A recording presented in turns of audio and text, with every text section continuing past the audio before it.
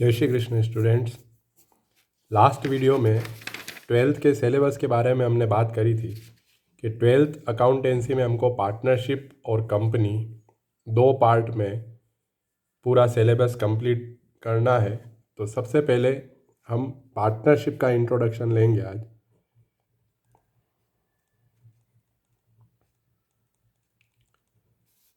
Partnership, जिसे हिंदी में साझेदारी कहा जाता है या सहभागिता, पार्टनरशिप, यहाँ पर हमें ये समझना है कि 11 में जहाँ सोल प्रोप्राइटर एक ही पर्सन, एक ही ओनर होता था, तो वहाँ पर जो भी प्रॉफिट और लॉस होता था वो एक ही पर्सन बांटता था। तो अब बिजनेस का लेवल जब लार्ज होता जाता है, तब बड़े लेवल पर हमको बिजनेस करना होता है, तो हमें कैपिटल की भी ज़्यादा ज़रूरत पड़ती है, क्योंकि मशीनरीज परचेज़ करने के लिए, बड़े लेवल पर मटेरियल परचेज़ करने के लिए, लेबर को पेमेंट करने के लिए, सब जगह ज़्यादा जब पैसों की ज़रूरत होती है, तब कोई एक पर्सन के पास इतना पैसा नहीं होता है कि वो अकेला इतना कैपिटल इन्वेस्टमेंट करके बड़े लेवल पर बिजनेस कर सके। तो पार्टनरशिप की ज़रूरत क्यों पड़ती है, उसको कहते हैं नीड्स ऑफ पार्टनरशिप।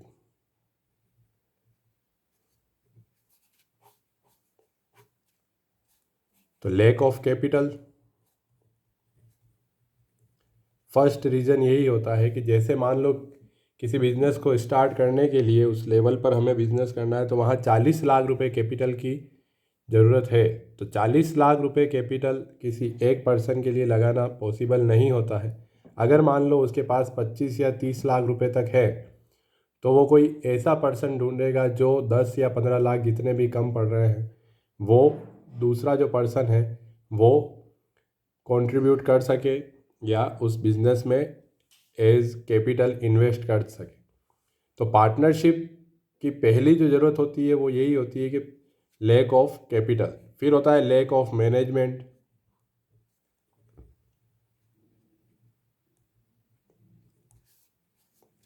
कहते हैं कि अगर कोई अकेला पर्सन है तो वो अपने बिजनेस को इतना अच्छा मैनेज नहीं कर सकता।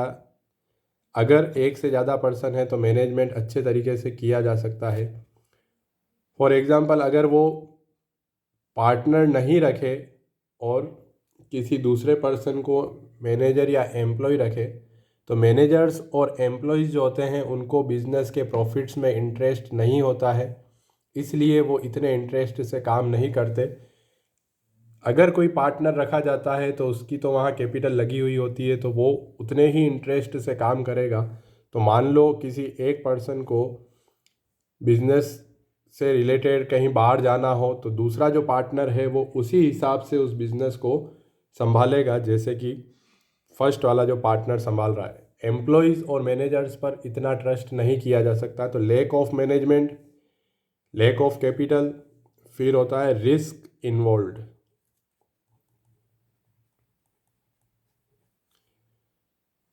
बिजनेस जो होता है ये प्रॉफिट अर्न करने के लिए पहले इन्वेस्टमेंट किया जाता है। तो जहाँ भी बिजनेस होता है वहाँ रिस्क होता है।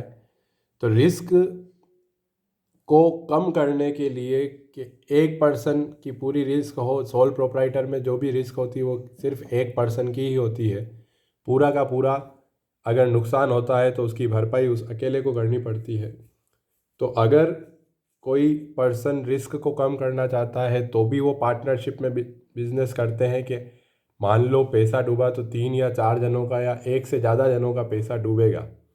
तो ये कुछ कारण होते हैं जिसके कारण पार्टनरशिप जो फॉर्मेट है बिजनेस का वो किया जाता है। तो पार्टनरशिप जो फर्म है उनको कंट्रोल, इंडिया में कंट्रोल करने के लिए एक एक्ट बना हुआ है, द इंडियन पार्टनरशिप एक्ट 1932। 1932 में पार्टनरशिप एक्ट बनाया गया कि ऐसे पर्सन्स जो पार्टनरशिप में बिजनेस कर रहे हैं, अगर उनके बीच में कोई डिस्प्यूट, जब एक से ज़्यादा पर्सन है तो प्रैक्टिकली उनमें डिस्प्यूट होना हो सकती है। इसलिए पहले से ही एक एक्ट बना दिया गया है जो इस टाइप के बिजनेस को कंट्रोल करेगा, द इंडियन पार्टनरशिप एक्ट 1932। तो इस एक्ट ने भी पार्टनरशिप की डेफिनेशन दी है। अगर हमें पार्टनरशिप का मीनिंग पूछा जाए तो मीनिंग में हम हमारे हिसाब से पार्टनरशिप से क्या समझते हैं वो एक्सप्लेन कर सकते हैं। तो यहाँ पर पार्टनरशिप का मीनिंग लिखने के लिए, when two or more persons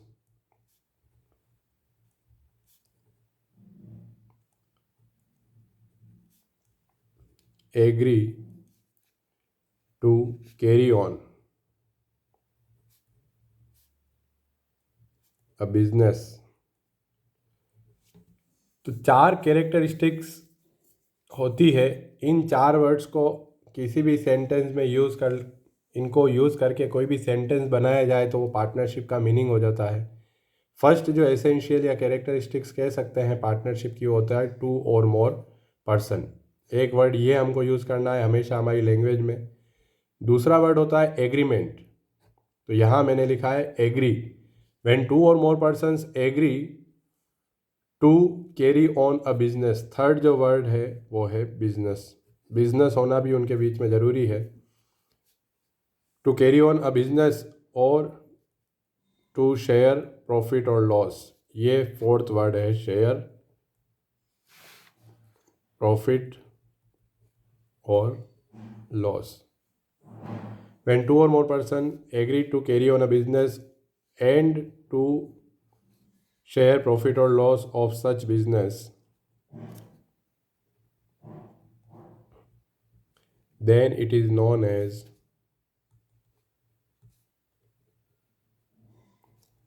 partnership.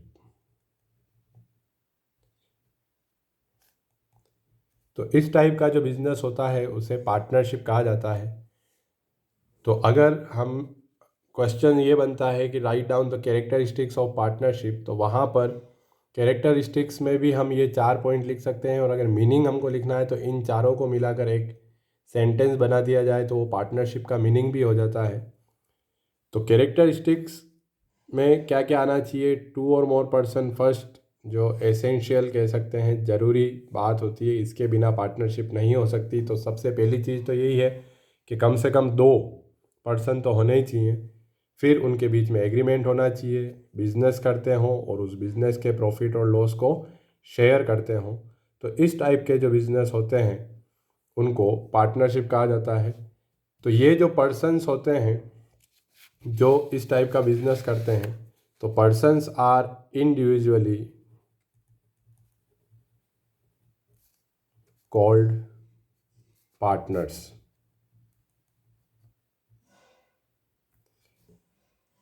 तो ये जो पर्सन जो इस तरीके से साथ में मिलकर बिजनेस करते हैं उनको इंडिविजुअली पूछा जाए तो वो पार्टनर्स कहलाते हैं, पर कलेक्टिवली एक साथ उनको फर्म कहा जाएगा। तो पार्टनरशिप में सबसे ज़्यादा जो वर्ड यूज़ होगा, बार बार फर्म वर्ड यूज़ होगा। तो पार्टनर्स जो पर्सन है जो साथ में मिलकर बिजनेस कर रहे हैं उनको एक साथ फर्म कहा जाता है। तो जैसे ए एग्जाम्पल समझते हैं अपन, ए बी सी और डी, ये 4 पर्सन हैं। इन चारों ने साथ में मिलकर बिजनेस करना, इन्होंने एग्रीमेंट किया बिजनेस करने का, और इन्होंने जो नाम रखा बिजनेस का, मारुति ट्रेडर्स। तो ये जो मारुति ट्रेडर्स जो है वो है फर्म, और इन चारों को कहा जाएगा पार्टनर्स। तो पार्टनर्स कब कहेंगे? जब वो इंडिविजुअली कहलाए जाएंगे, अलग अलग उनको पार्टनर्स कहेंगे, और कलेक्टिवली मारुति ट्रेडर्स। तो जो हमने 11th में कंसेप्ट पढ़ा था, separate entity concept, partners and partnership firm both are separate. हमको पार्टनर्स और पार्टनरशिप फर्म दोनों को अलग अलग मानना है और अलग अलग मानते हुए ही हमें अकाउंटिंग करनी है। तो पार्टनरशिप फर्म की अकाउंटिंग जब भी हम अकाउंटिंग करेंगे तो फर्म के पॉइंट ऑफ व्यू से करेंगे, ना कि पार्टनर्स के पॉइंट ऑफ व्यू से। सेम जो कंसेप्ट वहाँ पर अप्लाई हुआ था सोल प्रोप्राइटरशिप में हमने पढ़ा था, सेपरेट एंटिटी कंसेप्ट, वो यहाँ भी अप्लाई होगा। तो पार्टनरशिप का ये मीनिंग और कैरेक्टरिस्टिक्स पूछे तो मीनिंग में से ही 4 और 5 कैरेक्टरिस्टिक्स हम लिख सकते हैं, जिसे एसेंशियल ऑफ पार्टनरशिप भी कहा जाता है। तो when two or more persons agree to carry on a business and to share profit or loss of such business, then it is known as partnership. Or persons are individually called partners and collectively called firm. तो हमें firm के हिसाब से accounting करनी है, separate entity concept को ध्यान में रखते हुए। पार्टनर्स के हिसाब से हम अकाउंटिंग नहीं करेंगे। तो जो कंसेप्ट वहाँ थे 11th में, कैपिटल लगई तो वो फर्म के लिए लाइबिलिटी होगी। फिर अगर ये ड्राइंग्स करते हैं तो फर्म इनसे पैसा मांगती है ड्राइंग्स, तो वहाँ सिर्फ कैपिटल वर्ड यूज़ होता था क्योंकि वहाँ पर ओनर एक ही था, तो कैपिटल वर्ड लिखा हुआ है तो उस एक पर्सन की है। यहाँ पर कैपिटल के आगे उनका नाम लिखा जाता है। जैसे पार्टनर्स की कैपिटल है तो एस कैपिटल, बीस कैपिटल, सीज कैपिटल, डीज कैपिटल। तो कैपिटल अकाउंट्स अलग अलग सबके नाम से होते हैं, सबके कैपिटल अकाउंट अलग बनेंगे, अलग खाते खुलेंगे। तो यहाँ कैरेक्टरिस्टिक्स को अगर हम समझें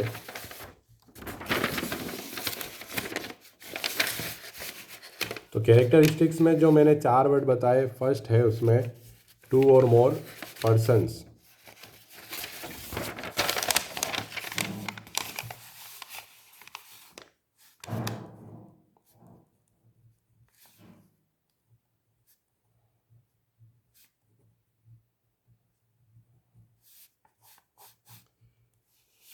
तो पार्टनरशिप के एसेंशियल्स या कैरेक्टरिस्टिक्स इनको कहा जाता है, एसेंशियल्स भी यही कहलाते हैं।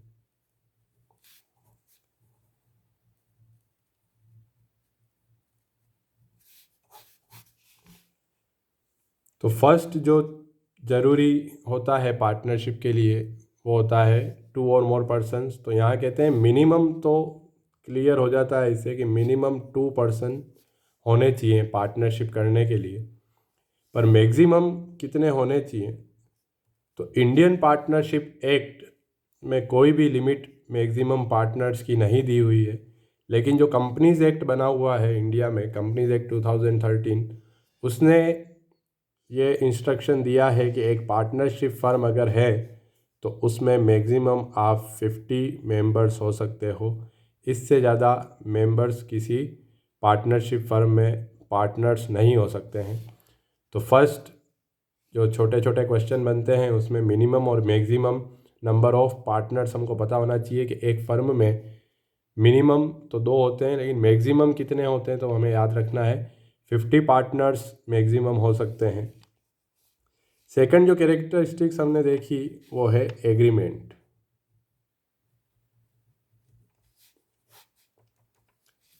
जो नॉर्मली कॉन्ट्रैक्ट जिसको कह सकते हैं, एग्रीमेंट किया जाता है, हिंदी में कहें समझौता या एक अनुबंध किया जाता है।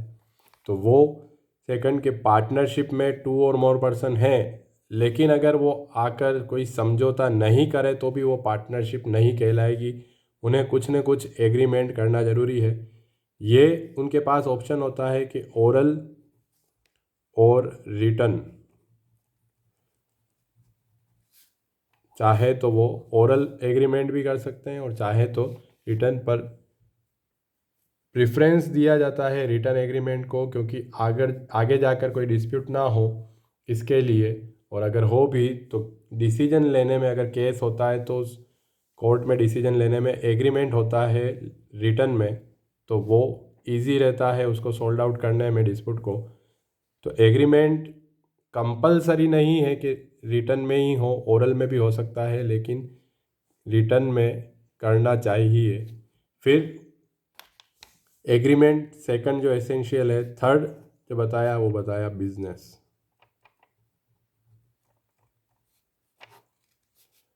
टू और मोर पर्सन्स भी हैं, उनके बीच में एग्रीमेंट भी है, और अगर लेकिन बिजनेस नहीं है तो भी वो पार्टनरशिप नहीं कहलाएगी। जैसे एक एग्जांपल से समझते हैं। ए एंड बी दो पर्सन हैं, उन्होंने प्लॉट खरीदा, मान लो 40 लाख में वो प्लॉट खरीदा, और 40 लाख के प्लॉट के खरीद के उसके दो टुकड़े किए, आधा आधा दोनों ने प्लॉट रखा अपना मकान बनाने के लिए। तो वो जो उनका ऑब्जेक्टिव हुआ वो रेजिडेंशियल हो गया, कि उन्होंने प्लॉट परचेज किया था। तो यहाँ पर to or more person, first characteristics पूरी होती है, ए और बी हैं तो टू और मोर पर्सन्स तो हैं, और दोनों ने पैसा दिया है, तो उन्होंने एग्रीमेंट भी किया था कि हम इस पार्टी से इतने स्क्वायर फीट का हम प्लॉट खरीद रहे हैं, इतने पैसे में दे रहा हूँ, इतने, ये सब एग्रीमेंट भी है।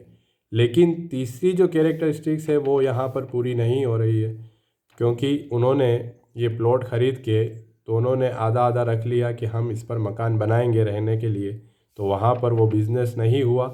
बिज़नेस जो हम बिज़नेस स्टडीज़ में पढ़ते हैं कि प्रॉफिट अर्न करने के लिए कोई भी एक्टिविटी की जाती है तो वो ही बिज़नेस कहलाता है। यहाँ पर इन्होंने प्रॉफिट अर्न करने के लिए ये नहीं खरीदा था, रेजिडेंशियल पर्पस से इन्होंने ये प्लॉट खरीदा था। तो फिर ये दो कैरेक्टरिस्टिक्स पूरे होने पर भी ये पार्टनरशिप नहीं कहलाएगी। यहाँ पर ये फिर ए एंड बी पार्टनर्स नहीं कहलाकर को ओनर्स कहलाते हैं। को ओनर्स, जिनको सह स्वामी कहा जाता है। तो अगर उसके बाद इन दोनों के बीच में कोई डिस्प्यूट होता है तो उसका जो केस जाएगा वो इंडियन पार्टनरशिप एक्ट 1932 के अंडर में वो सोल्ड आउट नहीं होगा। उस पर जो दूसरे एक्ट बने हुए हैं वो अप्लाई होंगे, क्योंकि वो पार्टनरशिप नहीं कहलाएगी।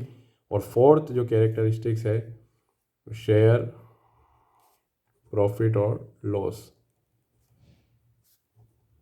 तो फोर्थ कैरेक्टरिस्टिक्स है कि उनके बीच में जो भी प्रॉफिट और लॉस होगा वो एक पर्टिकुलर रेशो में आपस में वो डिस्ट्रीब्यूट करेंगे। तो कैसे वो डिस्ट्रीब्यूट होता है वो तो हम आगे प्रैक्टिकल क्वेश्चन जब आएंगे वो भी पढ़ेंगे। लेकिन अगर उन्होंने एग्रीमेंट किया है और एग्रीमेंट में कुछ भी रेशो रखा है, जैसे 3 पर्सन हैं ए बी और सी, उन्होंने रखा है 5:3:2 रेशो, उन्होंने पहले ही डिसाइड कर लिया था कि इस रेशो में हम प्रॉफिट को डिवाइड करेंगे 5:3:2 में, और रिटर्न एग्रीमेंट है तो फिर उसी रेशो में प्रॉफिट दिया जाता है। और जैसे 100 रुपये कमाएंगे तो ए 50 रुपये लेगा, बी 30 रुपये और सी 20 रुपये लेगा।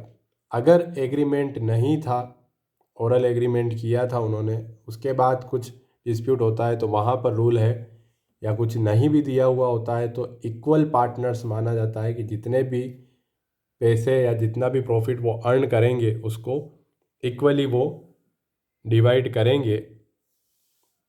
और अगर उनको रेशो अलग रखना है तो उसको पहले से ही रिटर्न एग्रीमेंट करके लिख लेना चाहिए। तो इस तरीके से जो कैरेक्टरिस्टिक्स हैं, उसके बाद राइट्स एंड ड्यूटीज़ भी होती है पार्टनर्स की, कि अगर वो साथ में मिलकर बिजनेस कर रहे हैं तो उनके क्या क्या राइट्स होंगे, क्या क्या ड्यूटीज़ होगी, वो सब जब रिटर्न एग्रीमेंट किया जाता है तो उसमें लिखे भी जाते हैं। तो when two or more persons, ये फर्स्ट कैरेक्टरिस्टिक्स हो गई। मैक्सिमम इसमें हमको ध्यान रखना है 50 मेंबर्स मैक्सिमम होते हैं एज पार्टनर्स। फिर सेकंड कैरेक्टरिस्टिक्स में एग्रीमेंट में समझाया, एग्रीमेंट रिटर्न में होना कंपलसरी नहीं है, लेकिन अगर रिटर्न में किया जाए तो इससे फ्यूचर में कोई डिस्प्यूट होता है तो उसको सोल्ड आउट करने में ज़्यादा इजी रहता है, इसलिए रिटर्न में कर लेना चाहिए एग्रीमेंट। उसके बाद थर्ड कैरेक्टरिस्टिक्स, ये ध्यान से समझना कि बिजनेस होना उनके बीच में ज़रूरी है। पहले की दो कैरेक्टरिस्टिक्स पूरे करते हुए भी अगर थर्ड कैरेक्टरिस्टिक्स को वो पूरा नहीं करते हैं तो फिर वो पार्टनरशिप फर्म या पार्टनरशिप नहीं कहलाएगी। जैसे एक एग्जांपल से हमने अभी इसको समझा था। फिर शेयर प्रॉफिट और लॉस, फोर्थ जो कैरेक्टरिस्टिक्स है उसमें यह है कि वो जो भी प्रॉफिट अर्न करती है जो फर्म है पार्टनरशिप फर्म, उनको जो उनके पार्टनर सेपरेट एंटिटी कंसेप्ट से जितने भी पार्टनर्स हैं, 2 हैं तो 2, 3 है तो 3, 4 है तो 4, सब में एक पर्टिकुलर रेशो में डिस्ट्रीब्यूट किया जाएगा। अगर रिटर्न एग्रीमेंट में कोई रेशो लिखा हुआ है तो उसी रेशो में डिस्ट्रीब्यूट किया जाएगा, और अगर कोई क्लियर नहीं है तो सभी पार्टनर्स को इक्वली प्रॉफिट बांटा जाता है। तो इस तरीके से पार्टनरशिप का जो ये कंसेप्ट आज हमने शुरू किया, धीरे धीरे हम थ्योरी को क्लियर करते हुए फिर कैसे प्रैक्टिकली इसमें फाइनल अकाउंट्स बनते हैं वो भी पढ़ेंगे। आज के लिए इतना काफ़ी।